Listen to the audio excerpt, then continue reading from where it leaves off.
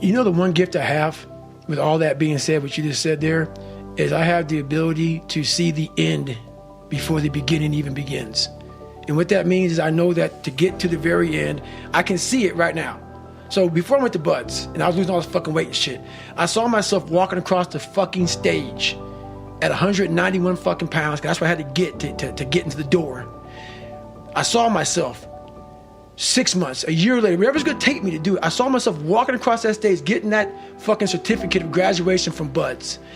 And I was able to be there at 300 fucking pounds. And that feeling that I was nowhere near that fucking feeling, I was able to put myself there 1,000,000 times every fucking day. And that feeling of like, my God, that is gonna feel fucking amazing. That's what made me suffer. That's what allowed the pain to be real and say, this is worth it. I want to feel for this fucking next 18 months. It took me 18 fucking months to finally become a Navy SEAL, to finally, just get through Buds. 18 months, it's 6 months. It took me 18. That's what woke me up every fucking morning was, I'm gonna put myself through this much fucking pain and suffering for a few seconds. That's all it is. A few seconds of joy. And it's so fucking worth it, man. That's what people don't get. So I'm able to put myself at the finish line, even though I have no finish line, but at the finish line of an event before I even start the motherfucker to say, how are you gonna feel at the end of this? Well, visualization is one of the challenges.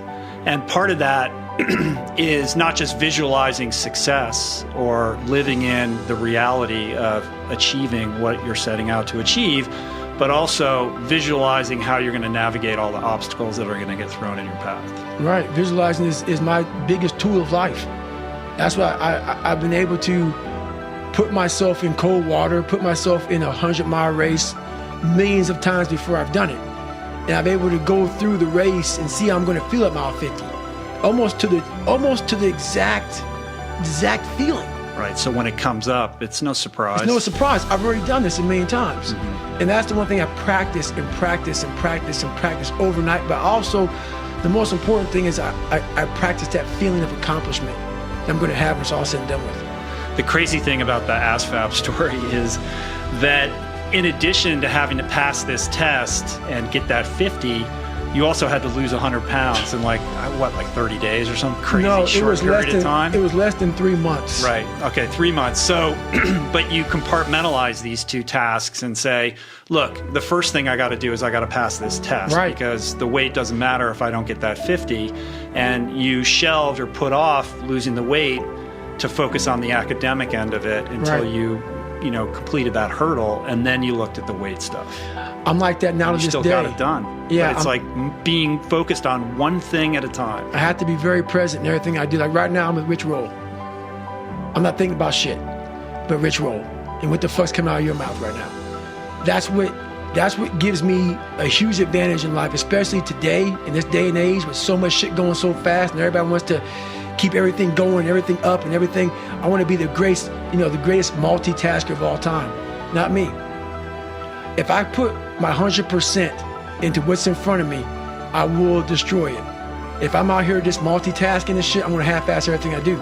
So it is the most important thing in the world to me, is being focused at the task at hand. And it's getting harder and harder to do that because there are so many distractions, and it's so easy to distract yourself. Yes, it is. You don't ever have to be bored again with these things in our pockets. No, but the one thing I'm most scared of in the world is losing touch with the best thing in the world is your mind. Your mindset, how you can picture yourself, how you can focus, how you can drive, how you can put yourself in so many situations to get out of it. Because those headphones we listen to, those phones that we Google to find information, there's so many situations in my life where that shit's not gonna help me. It's not gonna help me. And you're able to just turn that off. So fast, because I know what's helped me. None of that stuff's ever helped me. Mm-hmm. None of that stuff's ever helped me. What has helped me has been me alone, getting my shit together and being accountable for who I'm not and who I want to be. It's the only thing that's helped me.